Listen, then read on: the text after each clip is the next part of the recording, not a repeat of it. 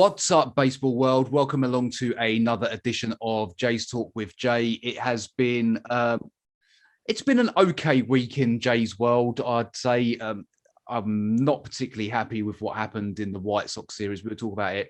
Before we go any further, I'd like to introduce my guest today. My guest today is Luis, resident on Blue Jay Center. He is coming to us live and direct from Mexico via Starbucks. Luis, how you doing, man? Hey Jay, I'm fine. How are you? I'm good. I'm good. It's like I say, it's been an interesting week this week. I was optimistic going into the week. I thought we had a good chance of taking the series against the White Sox, and it didn't quite happen for I think a number of reasons. I think it was a week of not capitalizing on mistakes, not bringing runners in scoring position. I could go on and on and on. What's your take? I'll, I'll agree with situations right now. And we have an offense that I think at the before the start of the season, I think that we have a lineup capable of putting 4 or 5 runs almost in any game. And right now we are seeing the guys against good pitchers, yeah, but we have a good lineup, and we are seeing the guys struggle to put runs in the scoreboard. And we are right now in a moment where if the offense uh, can't score, all the pressure goes back to our pitching. And right now our bullpen, it's weak. We have a weak bullpen right now. We are missing a lot of guys. So I'll say our first problem right now at this the recent weeks, recent games, it's missing the situational hitting, that clutch hits, because we put men on base. We put men on base. We take our walks, but at the end we don't score. So One for 12 the other day. It's not good as far as I can see. It's not good enough, and it seems like there's way too much reliability on Vladdy at the moment. yeah, we can expect Bloody. Although even though Vladdy's having a great season and maybe he can be an MVP and all that, this guy won't be enough for us to be a playoff team or even to be a championship caliber team. That won't be enough. Yeah, Vladdy's a great player. He's a monster hitting. He's doing crazy things. But I think that what we have saw in the recent games just to show us how even with Vladdy is playing, that's not enough. Do you think that the return of George, well, I say the return, George Springer, do you think it will make that much of a difference with him being at the top of the lineup? We saw in a small sample size when he came back in that series. I can't even remember who it was that he played against now, but how different the offense looked with him leading off. For me, I thought it was a big catalyst. It just started everything off, and we looked a much better team. Do you think that George Springer will make that impact when he eventually comes back? Yeah, I think it will, and I expect it will, because this guy was paid for this. This guy was paid for. Yeah, he's a great player, but he was paid for also for being a player who's gonna contribute in the experience part. He's a player that knows about clutch hitting. He has shown that in the postseason last few seasons in George Springer with the Astros. He has shown us that he has that ability to make big hits in big moments, right? So that's why the Blue Jays paid this guy. And talking about this clutch hitting, I mean, the guys with experience know how to in these difficult moments know how to slow down the game and take advantage of that. And sometimes our young players are missing that part. So I think for sure that having George Springer back in the lineup will make our lineup much more stronger, and he will also take a lot of pressure off of the young guys. So the young guys can go on to play, they can go on to bat, and do it in a more light way, not having those big expectations, because that's why you have George Springer and Marcus Simeon in our lineup to protect and to cover the young guys right now. Yeah, even Panic seems to be playing his part at the moment. He's looked pretty good the last week or so, 2 weeks, where he's actually played and he's made a contribution, which is good, because obviously third base has been an issue for us all season so far. So it's good that like the older guys are contributing just as much as the kids like Bo and Vladdy. But I just wanted to ask you a question. I was watching when you were on Blue Jay Center this week. Do you think the White Sox have got a better team than us? Because when I look at it and I go through their starting 1 to 9, I feel like it's only really our bullpen that kind of lets down. Really, I thought our starting pitching throughout the whole series was good. Uh, well, first of all, our starting pitching has not been a problem, even though we have our guys. They have some rough starts. Our starting pitching has not been a problem. I think that, and that's a very good point for the Jays, because at the before the season we were expecting high problems, and there was a lot of uncertain things about our starting rotation. But fortunately for us, our starting rotation has been one of our brilliant spots, And going back to your question, I'll say the Jays have, for me, for sure, a better lineup than the White Sox. For sure, I have no doubt about it. Even with the lineup we have today, or we played yesterday. But here's a point in for me. The White Sox have a more solid starting rotation right now. They have a more complete, even though our rotation has not been bad, but the White Sox rotation, starting pitchers, have been even better than us. That's for sure. That's one point. And the other point I will add to this is that the White Sox right now at the back end of their bullpen for those late innings, they have more established guys, you know, with Hendricks, Crochet, and all those guys. I don't know a lot of them, but I can see that they have a more defined, they have a more clear strategy of who are the guys taking the ball from the 7 to 8 or 19, and the Jays at this moment, they don't have that. Even with having Romano and Dolis, for moments, we are like just guessing who's gonna come in, who's gonna, and we what we have been seeing the last days with our bullpen, it's Charlie Montoyo trying to prove new guys into that role. Yeah, it's innings 7, 8, and 9 ends up becoming a bit of Russian roulette, doesn't it? Really, roll the dice, and now we're going to see what happens. Yeah, for me, it's frustrating. I said this on a podcast with the guys a couple of weeks back. I would prefer to know who was coming out in the 7th, who was coming out in the 8th, and who was coming out in the 9th. That's just my preference. I know that a lot of guys keep referring to this folder and the analytics, but for me, I don't think it works for us. I think there are a lot of things right there that you gotta consider, And talking about this point, I would like to add. Remember, Chad Wood, the first 6 weeks of the season was untouchable, and right now we have a Chad Wood unable to get outs. His last two appearances have been good, have been decent, but he had a string of four games, terrible games for Chad Wood. So because at the first 6 weeks of the season, we have a more clear path with Romano, Chatwood, and Dolis. But Romano had his injury issues. Dolis also had his injury issues, and that was another problem at that moment for the season. So, yeah, and for sure, going back to the point that you're saying, I also think that that's a very important role of the manager, because sometimes you gotta feel how's your team playing, how's your relief pitchers doing, and you gotta mix that. And we are seeing Charlie Montoyo more going by the paper, not moving anything, and sometimes that doesn't work. For me, at this moment, as you said, for me, I have no doubt that our best options right now will be 7th inning for Castro, 8th inning for Dolis, 9th inning for Romano. But Agreed. then you have the guys that say, oh, no, in the 7th inning, there come the strong bats of the other guys. Come on, send Romano to the 7 or send Romano to pitch the 8.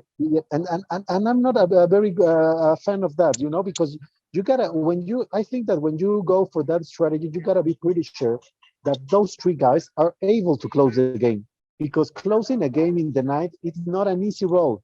Even though you are going against the bottom end of the lineup of your rival, you can you can say that those three innings, those three outs are easy. Those three outs for me are the toughest ones to get. So you always need a closer to go out and take those outs and secure the win for the team. Yeah, I don't want to go on about it too much because it annoys me, and I've said, like I say, I've said this before, and for me, I don't get it. I don't think I'll ever get it, and I think that we give the emphasis to the opposition. I think the opposition think, well, hang on a second, their best guy is coming out now. There's still 3 innings to go. So even if we don't score now, I fancy my chances in the 8th or the 9th. And sometimes by the time it gets to the 9th, they've gone right round the order again because they've blown it. So for me, it's like I wouldn't be playing that game, but I like Charlie, and I kind of want to I kind of want to stick with him and trust that he knows what he's doing, and he must talk to Pete Walker about these situations and who we're going with. It can't just be his decision on his own who they go for, surely. Yeah, I agree with that. I believe that Charlie talks a lot with Pete Walker. Pete Walker has been a very consistent and very good pitching coach for the Jays the last 5 or 6 seasons. And I also believe that Pete Walker knows the pitchers better than Charlie, you know. But yeah, but just what you were saying a few moments ago, we saw that in the Rays and Red Sox series when things get into a mess for the Jays bullpen. That critical moment, and for me, one of the most worrisome things about that was to see Charlie in the dugout. And if you see Charlie's face, and if you see Charlie's corporal expression, for me that's worrying, because for me, I saw a guy lost. I saw a guy scared. I saw a guy that that he couldn't find a way to take a decision or make a move for his team. So that's for me a very scary point, and takes me to the question if Charlie will be able to handle these guys into a serious or a deep playoff run, right? So even and I'm speaking all this with I'm pretty sure that I like Charlie, and I kind of know why Charlie is our manager right now, but I can let him pass all those moments that he just show the team lack of experience in the manage of our team. So I think that's a point to consider in the coming weeks, months. Here's the problem with it, and we won't talk too much because we could spend hours talking about Charlie's management of the bullpen. But here's my problem with it. If you, and I don't think it's happened, but let's just say that Chatwood is on fire like he was, and we think that Chatwood's going to be our closer. Maybe Dolis is 7, Romano is 8, and Chatwood is 9 because Chatwood was pitching so well. The problem is Chatwood comes in the 7th inning, it all goes wrong, which throws your whole strategy out the window, and the game's gone. It's too late then. I would rather that you had whoever's coming out in the 7th pitches the 7th, whoever comes out in the 8th pitches the 8th, and if we lose it in the 9th and it's a blown save, then so be it. But let's not lose it in the 7th to give us an opportunity where we can't come back, because now the whole we had one plan. We had plan A, and plan A went out the window when he faced 6 batters and didn't get any outs. And for me, that's a problem. For me, that's a problem. And I will add something up for me very important in sports. You know, the guys, all the sports players, and let's talk about the bullpen pitchers. They for them, I can assure you they prefer to know in what spots are they gonna be used than rather be sitting on the bullpen and right now in the moment in the next few seconds, one day could be, hey, put warming up that guy, and the next day will be another kind of strategy, you know. So you give the pitchers some certainty about how the game is going to be played in your team. And I come back to that point again. If you wanna move your pitchers from the 7, 8, or 9 in a, let's say, in a strategy mode, you gotta be pretty sure that those three pitchers are really solid, because those late innings always represent tough situations for the pitcher. So it's tough for a pitcher, for me, to one time expect his pitching in the ninth, and then the manager brings him for the seven. And so when your pitchers know their role, and they are in a game where they know they are going to get the seven, the eight, or the nine, as long as they have been used, you give a pitcher a more certainty, a more certain role, and for me, that helps in the mental part of the game, you know? Yeah, it's crazy. Again, like I said, we won't go on too much about it, because I say it's the one thing at the moment that winds me up more than hearing Springer's been running the bases again. It's like, we don't care now. Like, just tell us when he's fit, otherwise we don't care. Let's talk a little bit about you. So you're from Mexico. You're a Blue Jays fan. That's even crazier than me being from England and being a Blue Jays fan. Like how? Like, tell me the story. How do you become a Blue Jays fan? Okay, well, I'm a Blue Jays fan because those years, in the 92, 93 years, when the Jays got those World Series championships, I was like 7 years old. That was I can tell you that in those years, that was when I just picked my teams in almost every sport, you know. And I have that with the Jays, and I stay with the Jays since that moment. And I also can say that the Blue Jays, all their style, all their colors, I feel empathy with them also. And so for me, in that moment, I saw the Jays. I like the Jays, and from that on to this date, I say the Jays are my team, and I like. And another thing that I will ask you is that in Mexico City, uh, baseball, it's a sport played in certain locations in our country.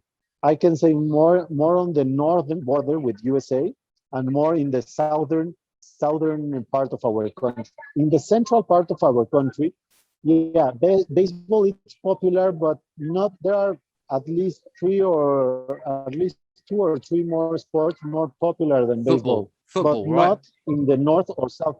Yeah, soccer, for soccer, yeah, sure. Soccer is our number one sport. So I couldn't find a place in Mexico to play baseball. I always wanted to play baseball, and I couldn't find a place near my home to play it. And but I always love watching it, and that's when I get into the Jays, and I'm a Blue Jays fan since 28 years ago.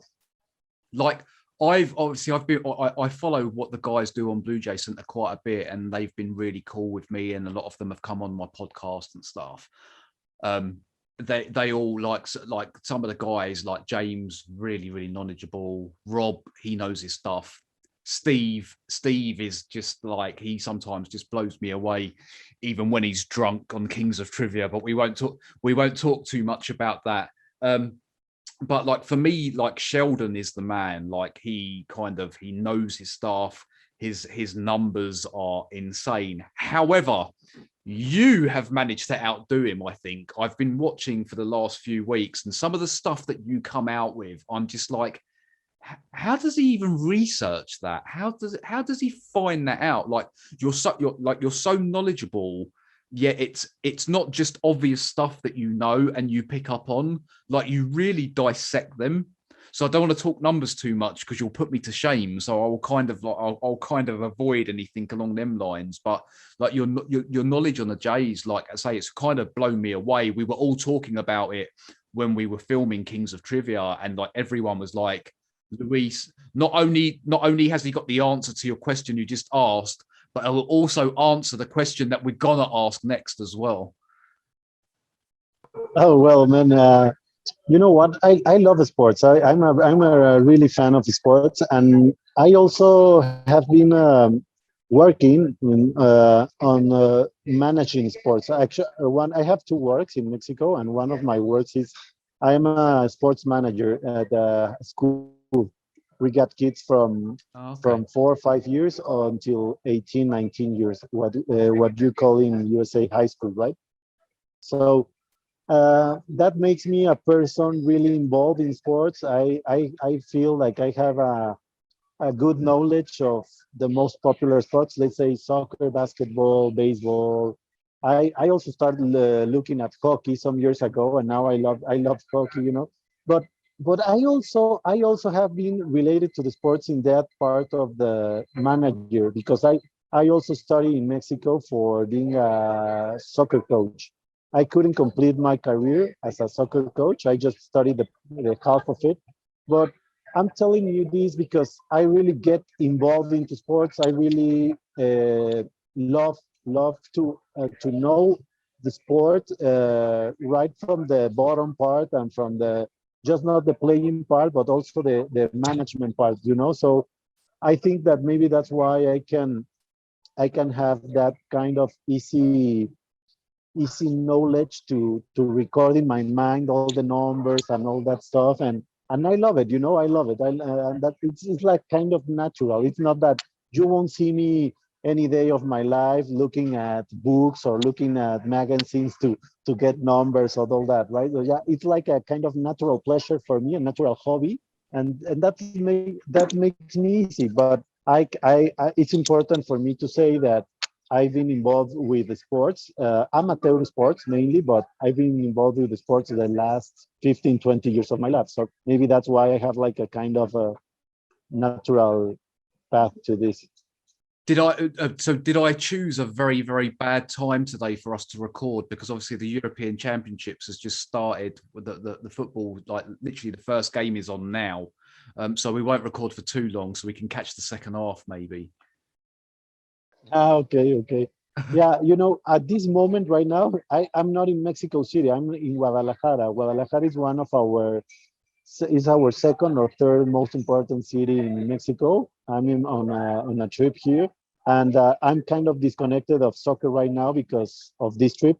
But yeah, Uh, I love soccer, and the Euro for me it's a very important tournament, and for sure I will be following it on the coming days for sure. England are going to win. I have to say that. I will like it. I will like it. Um, just quickly, who's your favourite player at the moment? I like a lot what Erling Haaland of the Borussia Dortmund has been doing. The Norwegian striker, Yeah. he's magnific. I think I like a lot that guy. There are a lot of good players right now around the world, so it's a tough decision. But what I've seen of Erling Haaland the last few months, it's amazing. He's just 19 or 20 years old, and wow, he's playing on a big stage, and I believe he's gonna go to a big top five team in the coming months maybe. Yeah, I've been impressed with him as well. He's just a goal machine. But this is Jay's talk, and we can't talk too much about football, so we'll kind of move on. Um, what's been your overall take so far on the J season? I ask everyone that comes on, and obviously the further and further we go down. I saw today that people were showing us at the 60 game mark. We're only, I think, one win off where we were last year, and that got us a playoff spot. It won't be good enough this year. I think it's going to have to be much better to get in the playoffs this year with a much better record than 2 or 3 games over 500. What's your overall take? Okay, first of all, I think that you can analyze this from different perspectives, from different sides, and you can get into a lot of conclusions right now. Uh, First of all, I will say that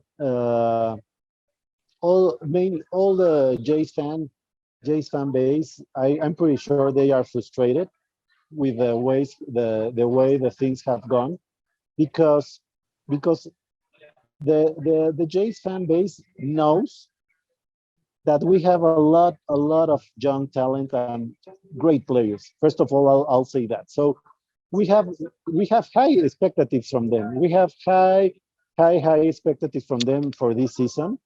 because we are expecting them to put big numbers to win, and that's not been the case so far this season. That's been we are almost in a 500 season, right?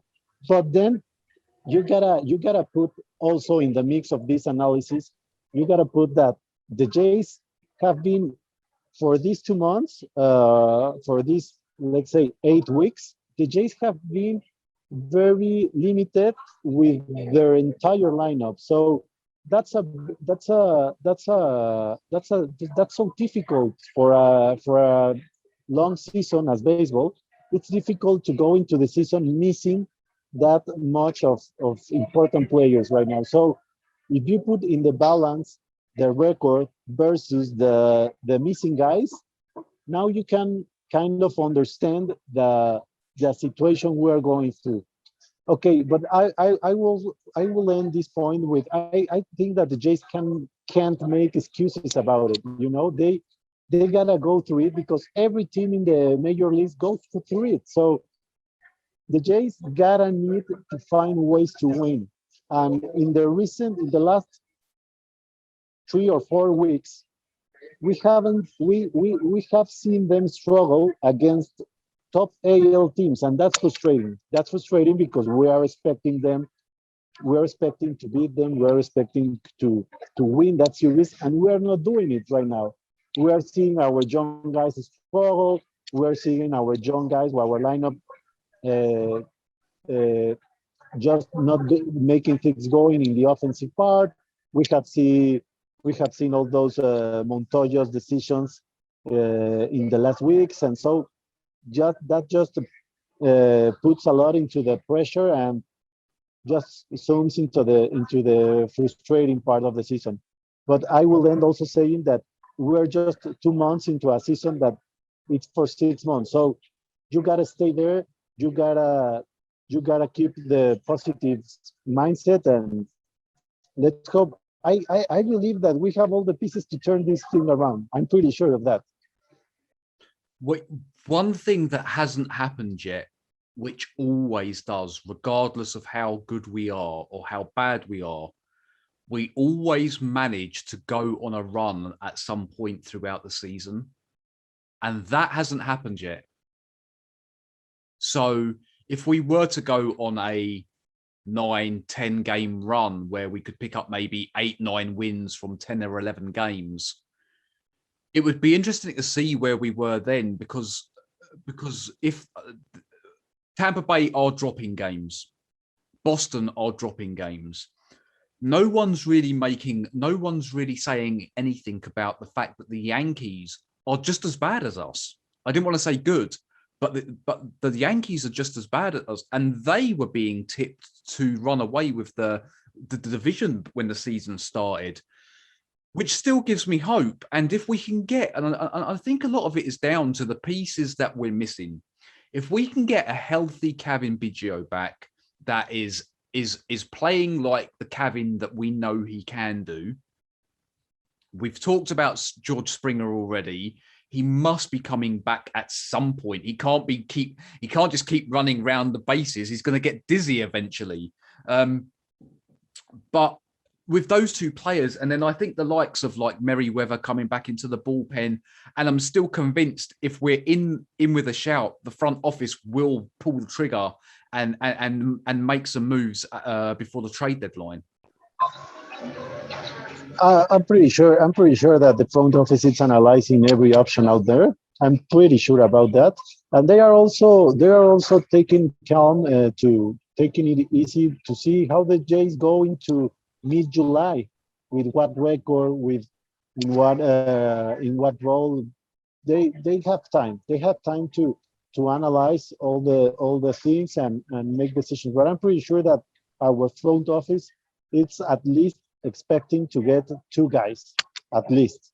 So the rest will depend on how the Jays get into that second or third week of July, so they can that this will determine how aggressive they will be on the pursuit of that player, of those two players right now, because I really feel that, as you said, We are just a few days away of getting back Bijo and getting back Springer, and that for me will supposed to be a big boost for our team. And I'm expecting the Jays to close out June strong and to open July strong, to go into the month of July with some momentum and looking for those two guys to complete this lineup, right? Because I feel like we are not too far apart of that position for making a playoff run. But again, we need to beat the teams that are above us right now in the standings. So far, we we haven't done it. So we gotta go. I hope this series we're starting today against the Red Sox could be a breaking point for us in our season. We've had quite a good record against Boston at Boston. So I'm looking forward to it. Like I enjoy it when we play Boston. Sometimes we don't show up offensively, but I think it should be interesting. I don't normally talk on a negative side when it comes to the Jays because I still think it's so early in the season.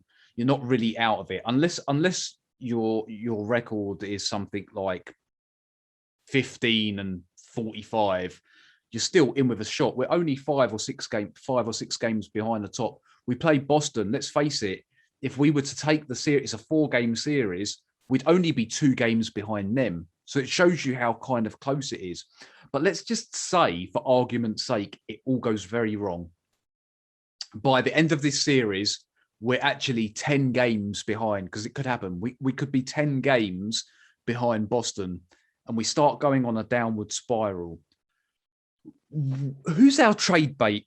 Who do we sacrifice, so to speak, so that next season we come back stronger? Like who do you think's under the microscope at the moment where okay, they might be doing okay for us now, but actually we might get something decent for them. So we'll go, we know it's not Vladdy. We know it's not Bo. I can't see anything happening with those two. Do you think the likes of Simeon, Grichuk, maybe even Teoscar, like thrown into a deal somewhere, or do you go a different direction? Well, first of all, I will say to this that I don't see the Jays as a cellular team in this moment. And well, expecting if they, even though if they get swept by the Red Sox this weekend, that I hope that doesn't occur. But I don't see the seller. I don't see the Jays on the seller position right now.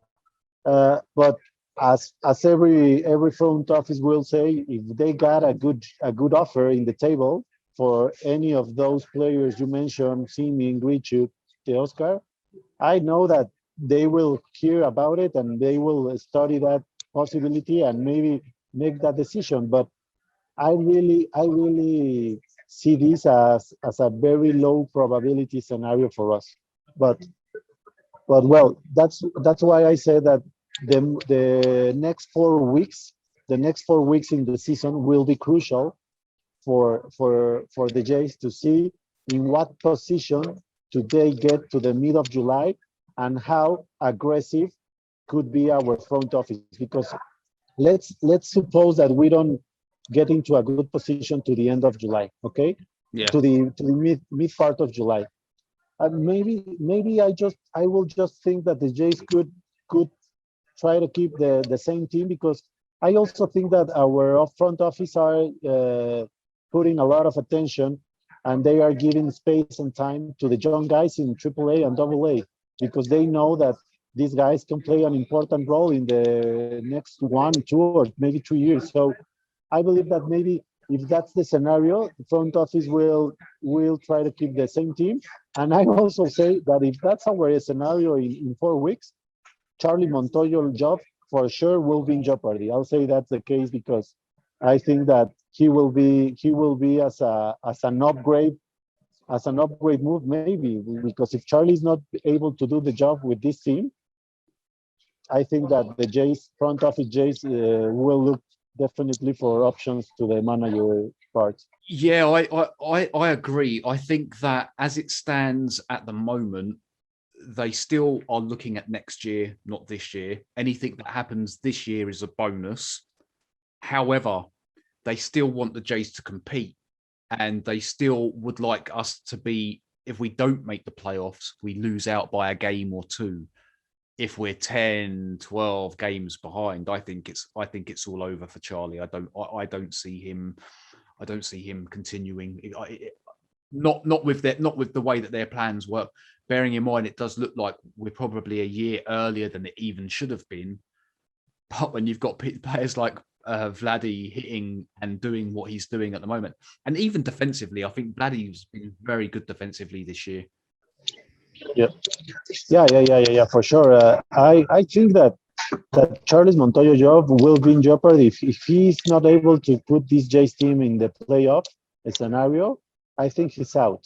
I think our front office expectations for this season is to have the Jays in the postseason and maybe being that final four, let's say that final four teams going for the AL championship. I think that's a very measurable expectative for our front office, and I think that we are not far away of that because we've seen what our team has been able to do in this season, and we are not that far. Actually, we are more closer than many could expect. But the problem is that little moments, that little games that, as they say in the last series with the White Sox, we are just not being able to win that. So this trend has to turn over, because if you see yesterday's game, the Jays out hit the White Sox 8-7, but in the scoreboard it was 5-2 against us. So that's for me a very clear sign that we are not hitting in the moment we need to hit. Which goes back to the question everybody was asking in the first few weeks of the season: Is our order correct? I remember in 2000 and I think it was maybe 16 when Donaldson was moved from third to hitting second. Do we think that's what's going to happen here? If George Springer comes back, and I've said this before, if Springer comes back, would you go Springer, Vladdy, then someone else? I would rather see Springer go up, lead off, get on base, hit it out the park, whatever, and then Vladdy coming up second rather than being wasted at third with the way that it's been at the moment. Like, for me, Marcus has gone back to the Marcus Semien we expected to see, not this phenom that was playing in May and was hitting everything left, right, and center. I wouldn't have him at the top of the order. I think I would go George. If Bo can stop swinging erratically, because I think that his approach has been off, to say the least. If it's not George, Bo, Vladdy, I'd have Vladdy hitting second. Worry about who hits third, fourth, fifth after that. I'm not bothered, but I'd rather see Vladdy get as many at bats as possible.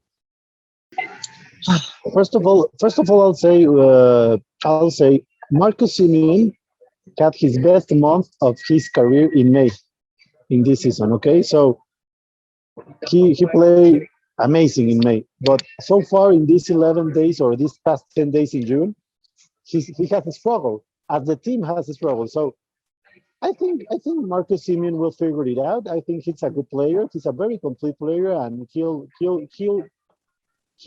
be finally. I believe that at the end of the season, or even if he gets traded, it's because he will continue to hit at a very good pace. So I'm not really about him, but okay, that's for me the first point of all. Second, I'll say I don't see Vladdy hitting second. I think Vladdy is a natural third position player to bat. I think he's a natural, and I think that's the best spot. And I will add to this point, because with the lineup the Jays have a lot of options to put into the one or two spots. I think that we have a lot of options. George Springer is our natural one hitter because he was bringing to the team to be there and we all know that George likes to be there. Yeah. So I think that with George Springer healthy, there's no question that he will be our leadoff guy.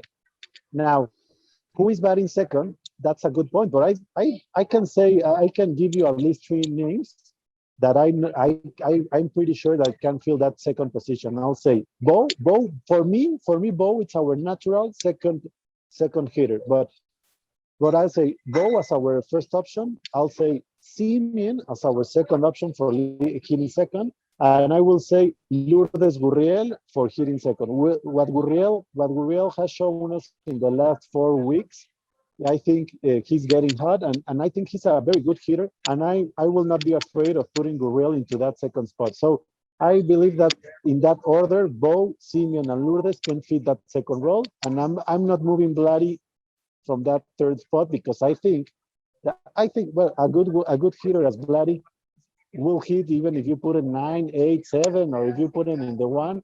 Bloody will hit anywhere, but you want to be the most you want to be you have from him the most production you can get from him. So for me, that's the third spot in our lineup for Bloody, and I don't see really any arguments to move Bloody from that spot. Okay.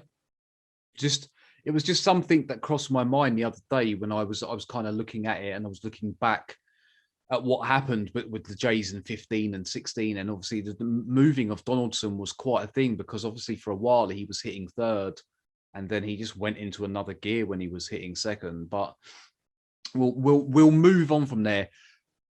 How do you think the Boston series is going to go? Now, I thought that we had a good chance of actually sweeping the White Sox. Now it's the Red Sox. Different kinds of socks, but yeah, different color socks, but still socks. I've got to say, it's the first time that I'm going into a series, bearing in mind it is 4 games. I don't know where we get 4 wins playing like we have the last week. So the question here you're giving is that if we are able to sweep this series. I don't know if it's a case of sweeping the series. I would love to say the Jays are going to sweep the series. However, I think if I was to put my rational head on rather than go with my heart, I would say that we're going to struggle. And I don't like saying that. And it's the first time that I've said that this season, where I think that we're going to have problems going into this series. If we play like we have against the White Sox, I think we have a problem. Oh, for sure. That's for sure. I have no doubt about it. I'm pretty. I agree. Totally agree with your comment. But I'll say here something. The Blue Jays in recent years have played very good baseball in Fenway Park, and Fenway Park it's a very good park for offensive explosion. For getting things going in that park. And I feel comfortable with the Jays going into Boston. I hope that I'm not wrong in this point. We're gonna see it in the next days, but I really like playing in Boston, and I also think that our young guys uh, get lots of motivation playing there. They are like they got their best of them playing there. So that's a point for me that I have good expectations in that part. Yeah, if as you said, if the teams continue to play the way that they show us in Chicago with the White Sox, it's gonna be tough. Uh, I'm expecting a split series. I'm expecting a split series in this one. The Red Sox have a very good team. They were for me they were underestimated in every analysis before the season, and the Red Sox are a top three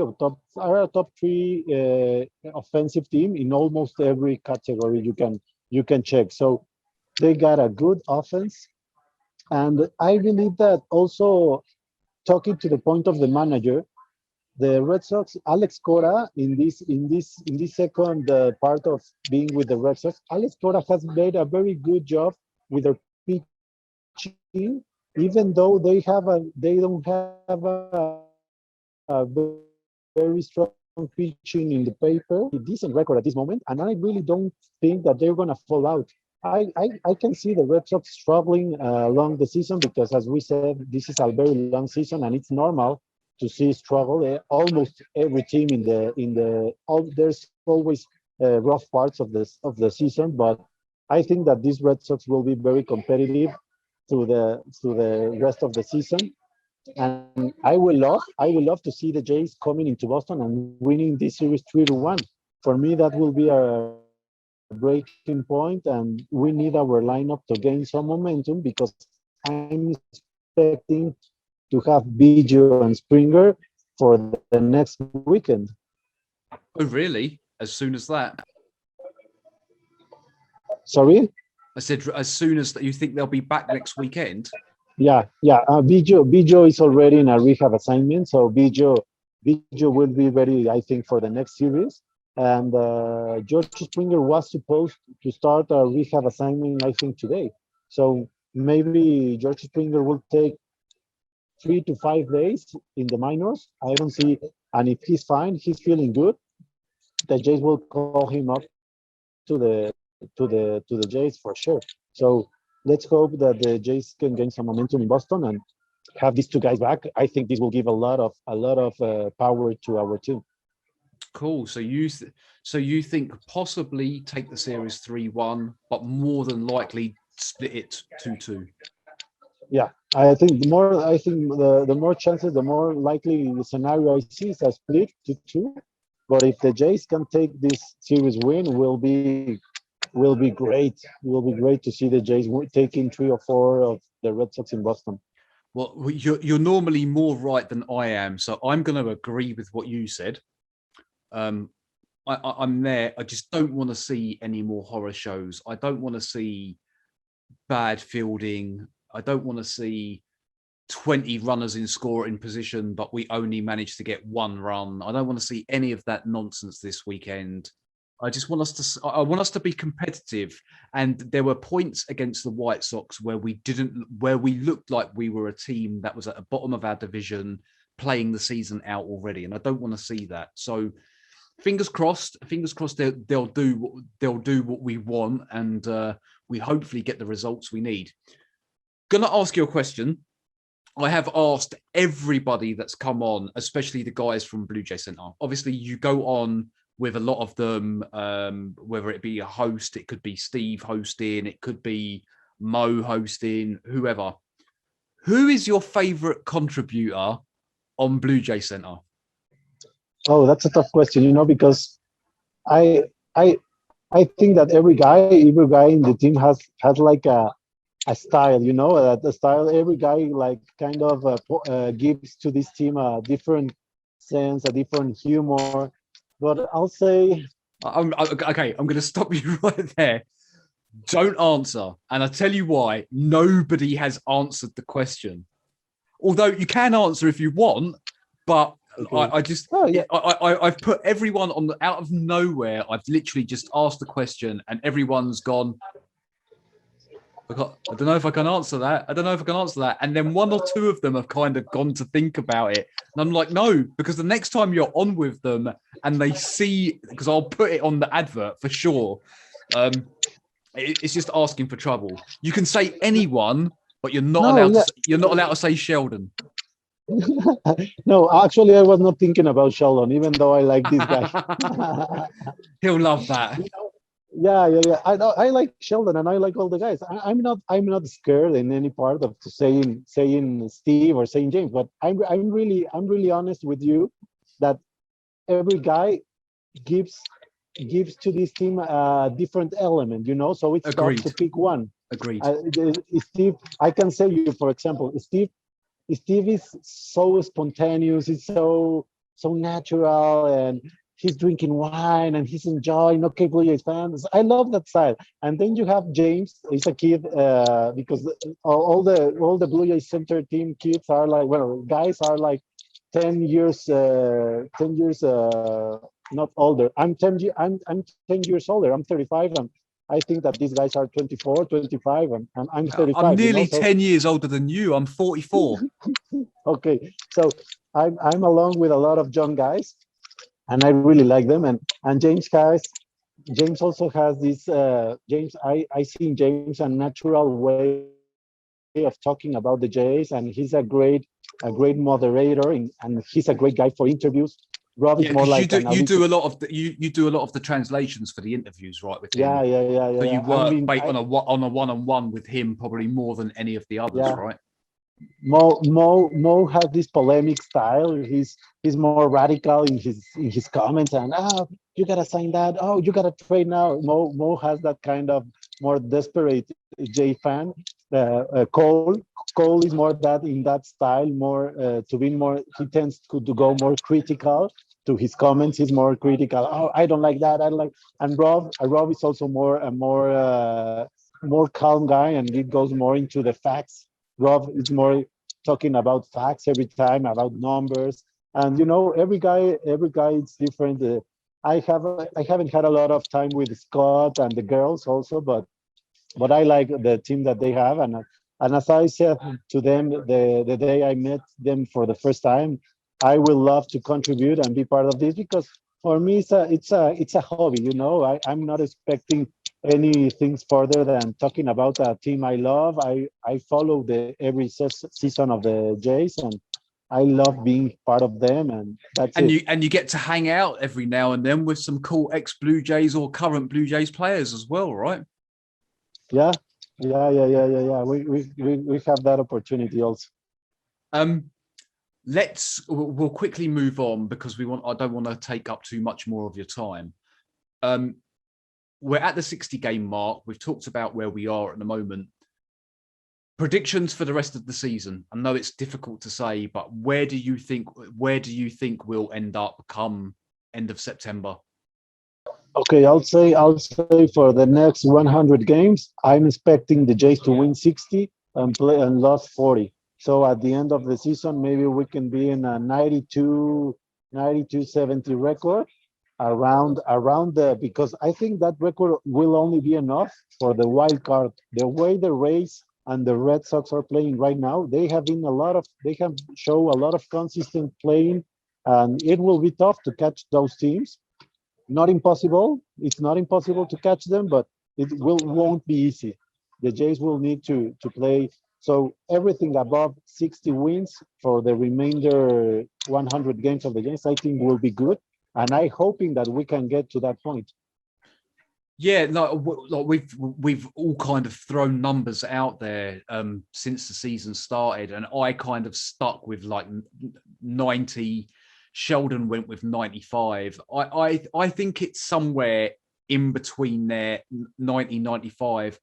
But the one interesting thing is, and I said this earlier, we haven't gone on that run yet. If you were to take the Rays run where they won, was it 11 on the spin? They won the 11th game against us, didn't they? And then they played somebody else and lost straight away. But if you were to take that run out of it, we would obviously be much closer. And I think that's something that if we can do that at some point between now and maybe the end of August, gives us a good chance to maybe still be there or thereabouts, depending on how they do. I don't know. I don't know whether the Rays or the Red Sox have had as many injuries as us. It seems like we've had so many.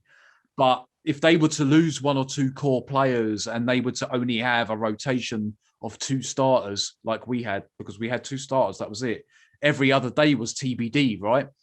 So it'd be interesting to see if the other teams had to deal with the same kind of situations as us, whether they would be able to sustain it as well as we have. Oh, as I said before, every MLB team goes through tough stretches because it's a long season, because it's a natural part of the game. It's a natural part of the game having injured guys, having bad streaks, having your offense to get cold, not producing in the way it should be. And for me, talking about the race, that's the most amazing part of that team. This team just finds a way to be good even when they lose players, because they've been losing players the last 3 seasons And I don't know if you feel the same about this team, but as me. But every time we go into a new season, I always expecting the race to go down, and they don't go down. They just keep winning. and get They better. just continue. They seem like They they're getting yeah better. they keep, yeah, yeah, it's amazing. It's amazing how they do that because they bring young guys, they bring new pitchers, and they find a way. I hate playing against the Rays because they make every moment of the game tough to you in every spot, on the defensive part, on the pitching part, on And the our offensive part. record against them sucks. Like it's so Oh, bad. yeah, yeah, yeah. And that sweep they get against us in Dunedin some days ago, what's terrible because there were a lot of games that we were ahead of them, and in the closing moments of the game, they just find a way to beat us, and the bullpen collapsed, and Charlie had these tough decisions, and all that we know. So that man, that race team, they are special. What they do, they are always in the lowest part of the payroll table, but they are always in the top part of the standing. So they always make an amazing job, and they are tough to play, and they are tough to play, and they show it in every series. So as I said before, if we are expecting to go up into the standings, we got to start beating the teams above us, not only the teams under us, because that won't be enough. We got to start winning series against the Rays, against the Red Sox, against the White Sox, against the A's, against the Astros. But if we are not able to do that, unfortunately for me, I will tell that this team won't catch the playoffs. It's funny. The only team that we seem to do well against at the moment is the Yankees. Like, go figure. Yeah. Yeah. Well, I'm gonna cut it. I'm gonna cut it there. Luis, thank you very much for coming on today. I've been waiting for a while now to get you on, so I'm glad that we finally managed to do it, and you didn't disappoint at all. Obviously, we can catch you over on Blue Jay Center probably 2-3 times during the week. So, guys, make sure you go and follow, and make sure you catch all the stuff the Blue Jay Center are doing. Go and enjoy your coffee. As you're sitting there in Starbucks, I can see that I actually just figured out that it's a big cup of coffee that's behind you. That's brilliant. Guys, don't forget, as always, to go over to YouTube, like, subscribe, follow, all that kind of stuff. If you consume your podcasts on Spotify, Apple Music, make sure you follow.